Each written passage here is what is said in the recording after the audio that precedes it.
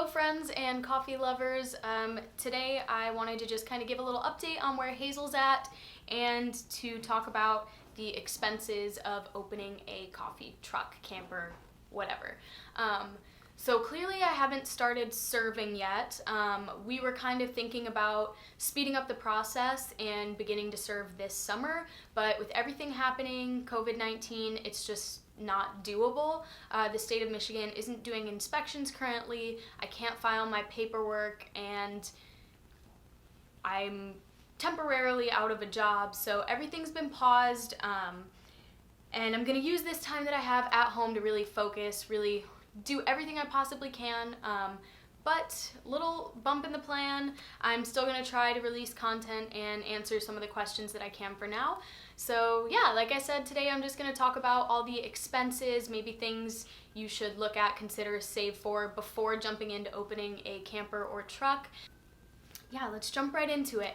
These aren't in really any particular order. I'm just gonna try to start with what makes sense. So a big expense obviously is going to be your camper itself. So I found mine on Craigslist.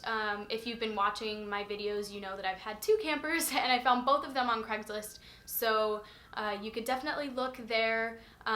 There are some people that specifically buy and flip trailers or trucks. So look locally at what people in your city, state have to offer, and once you find something, that'll obviously be a big expense.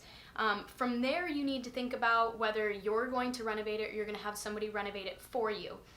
That's going to obviously change the cost because you'll have to pay a contractor. Make sure you get quotes, shop around, feel people out, find somebody you feel very, very comfortable with before continuing. I know it gets exciting and you just want to jump right in, but that's going to be huge because they are building your dream for you. So you'll have the camper cost, the contractor, or if you decide to do it yourself, either way, you are going to be paying for materials.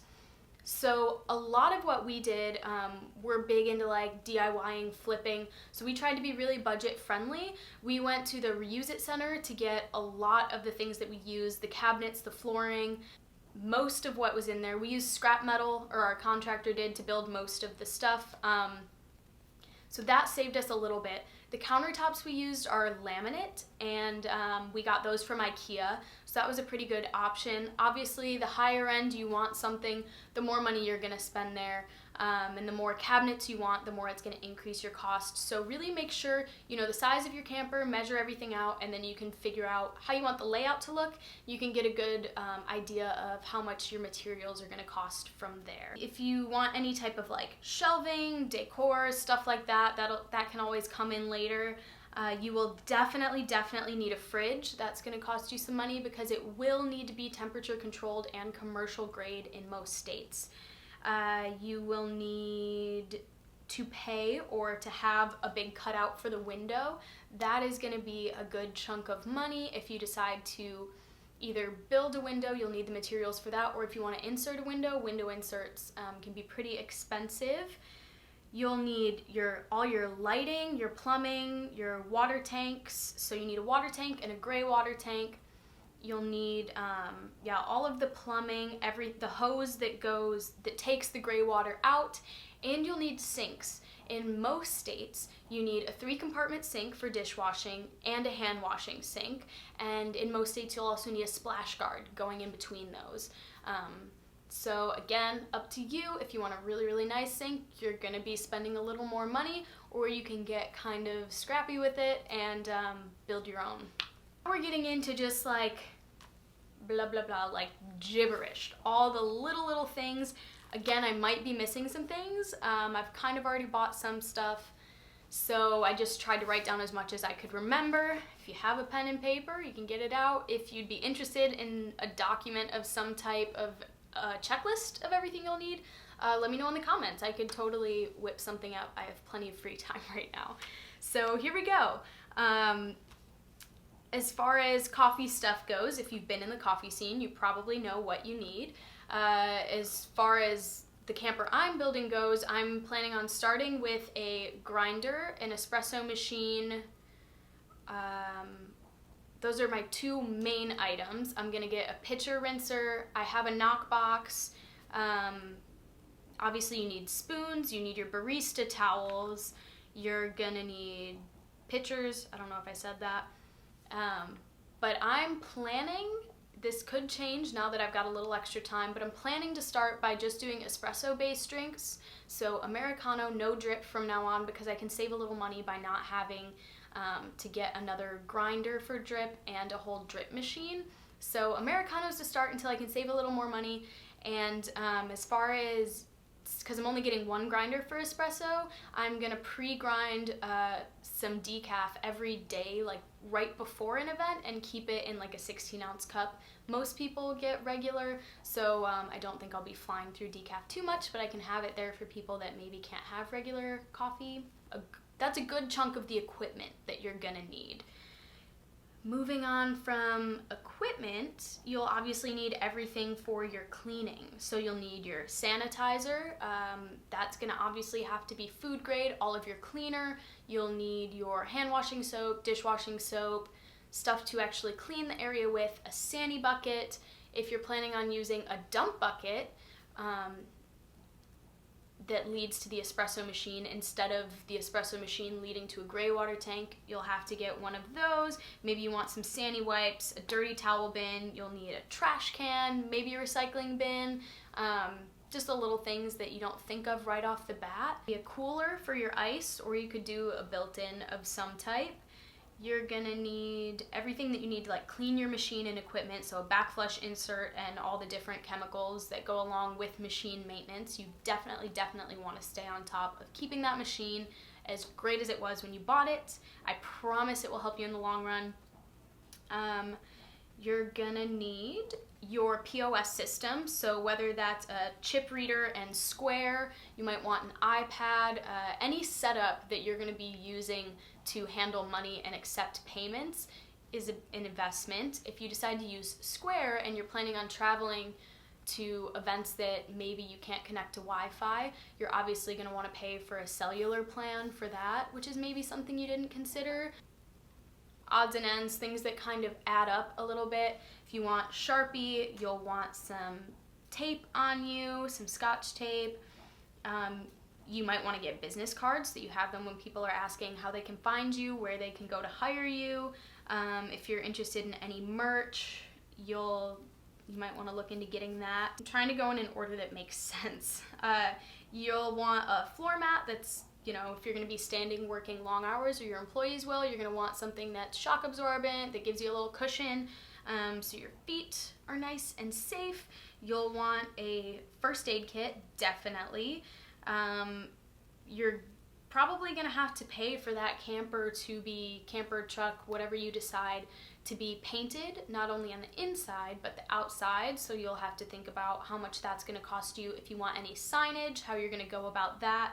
I think we're planning to DIY a good chunk of that, so I'll bring you along and show you kind of what we're doing to save a little money in that area. You'll kind of think of things as you're moving on. You might need a speed rack of some type for your syrups, figure out where you're going to put those, what's going to be the easiest, most efficient way to go about that. And yeah, but that's most of what I have listed that I have in my mind. I know I need to get lots of random little things that do add up, and yeah, it might be $10 here, $20 there, but when it comes all together, it adds up really fast. So let's get more into the state and legal side of things. Again, this depends what state you're in, but in Michigan, you are not allowed to keep your camper, truck, trailer on your own property. So that is going to be a storage cost. Storage is not cheap in most states, and they want to see that you're keeping it somewhere safe that is obviously not going to make your camper a health risk. So you're looking at a monthly fee for that. Your monthly insurance, obviously you need to protect yourself, and as a business, as a service industry business, that can really vary based on your state and the insurance company that you decide to go with. Yeah, you'll want to look into that, how much you're going to be paying monthly in insurance. But everything that you're going to have to pay to turn in your application and your inspections. So each time they come out to inspect you, you're most likely going to have to pay a fee, and those often happen yearly, if not more. So you're going to be continuously paying a fee to make sure you're staying up to code on everything. Another big part of this is a roaster. You're going to want to find somebody, again, just like a contractor that you like working with, that you could see yourself working with long term. These are going to be the people that are getting you your product that you need to run your business. So take that step very seriously. Find people that you can trust, that you love, and personally, I think working with a local roaster is usually in your best interest if you can find someone great in your area. So that'll be obviously an expense. If you're planning on having baked goods, that's another thing. You're gonna have to find a bakery that can pre-package everything in a very food safe way and is willing to do that for you so that you can then bring it to your camper and sell while remaining at a low risk. Obviously, if you're cooking anything on your camper, aside from coffee, it's gonna make your risk a little higher. If you're serving things like meats, then that could put you at a higher risk the more you're cooking. So yeah, all things to consider. Obviously, you want to talk to your health department about specific pricing because it is different in every state, county. I'm sure there are a million and one things I missed, and there will always be expenses that you didn't expect. I've been trying to kind of shop as I go, so obviously I can't go anywhere right now, but when I would make my random trip to TJ Maxx before quarantine, if there was something I saw that I thought could help me out, help the camper, I would pick that up. Every now and then I'll go on Amazon, order a few things. It's more staggered because I'm not needing to obviously have these things tomorrow. So staggered purchasing as you're working towards your goal can definitely help you with that a little more. It's not as much of an immediate hit, but there are some bigger expenses that you maybe didn't think of at first that will creep along. Things are gonna get damaged. Things may not be approved by the health department, and you're gonna have to get them fixed, so you'll have to pay for that. Another random thing I didn't think of, obviously you need a reliable vehicle. You're gonna need a hitch to make sure you can pull all of that. Your lighting on the camper has to work, so you might need to invest in getting that fixed, or some lights that can attach to the end. The list basically goes on and on and on and on, but I just wanted to make this video to maybe help think of a few things that you hadn't thought of before, or if you're just now starting to look into starting a camper or trailer, truck, whatever in the coffee world, to just give you that little intro of here's what I'm gonna need, so you can start looking at how much money you might need and kind of where to start. Yeah. Thank you guys for watching this. Hopefully I helped you a little bit and this didn't overwhelm you. It's definitely already been a journey, but that's the fun of it. Nothing good in life comes easy, and you just got to keep rolling with the punches. So again, if you have any questions, you can comment down below, send me a DM at Hazel Coffee Co. I'm doing my best to keep everybody updated. I'm definitely not posting as much as I expected to, but I'm going to try to get better with that. Because I want to help you with your journey by learning from mine, the ups and the downs. Hope everybody's staying safe during this quarantine. Support your local coffee business in any way you can, your favorite roaster, order some beans online, do what you can. The coffee industry needs its people right now. So yeah, thank you again, and I hope that this helped.